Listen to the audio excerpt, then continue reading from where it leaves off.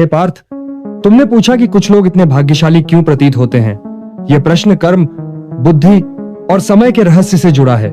संसार में केवल मेहनत करने वाला सफल नहीं होता, बल्कि वही सफल होता है जो समय की गति को पहचान लेता है, जो अवसर आने पर ठहरता नहीं बल्कि तुरंत आगे बढ़ता है। अर्जुन, परिश्रम आवश्यक है, परंतु परिश्रम तभी फल देता है जब वो समय के साथ चल रहा हो। बहुत से लोग दिन रात श्रम करते हैं, परंतु वे अवसर के आने से पहले थक जाते हैं या अवसर आने पर भ्रम और भय में निर्णय नहीं ले पाते। इसलिए सफलता उनके सामने होकर भी उनसे दूर चली जाती है और फिर वे कहते हैं कि भाग्य ने साथ नहीं दिया।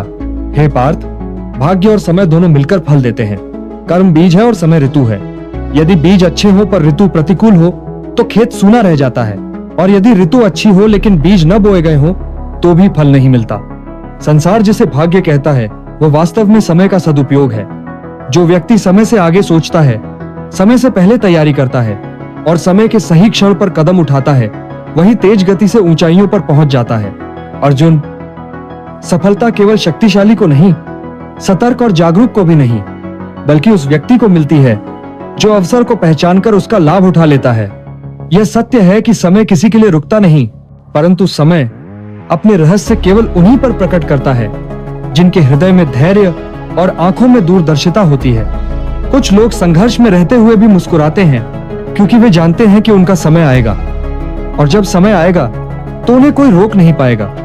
वहीं कुछ लोग साधनों और अवसरों के होते हुए भी असफल होते हैं क्योंकि उनके भीतर निर्णय की शक्ति नहीं, साहस नहीं और जागरण नहीं।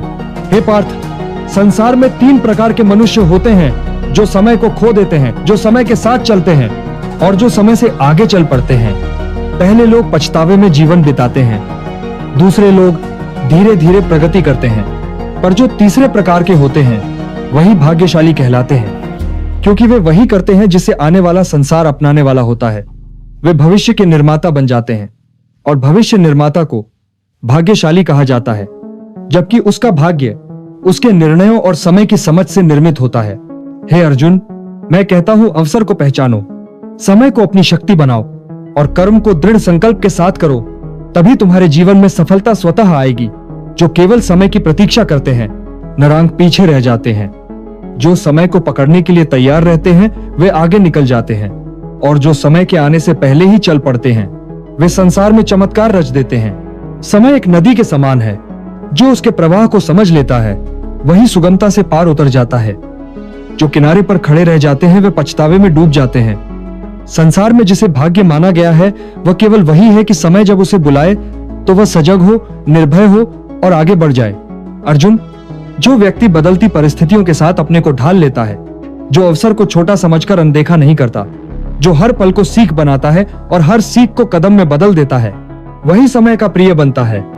और जिसे समय प्रिय मान ले उसे सफलता रोक नहीं सकती।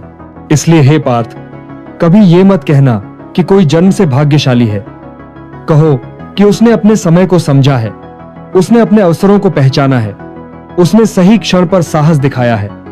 सफलता उसी की है जो समय का उपयोग करे, न कि उस समय की प्रतीक्षा करे जो कभी आता नहीं। जो समय को पकड़ लेता है वो जीत जाता है, और जो जीत जाता है वही संसार को भाग्य का अर्थ समझाता है।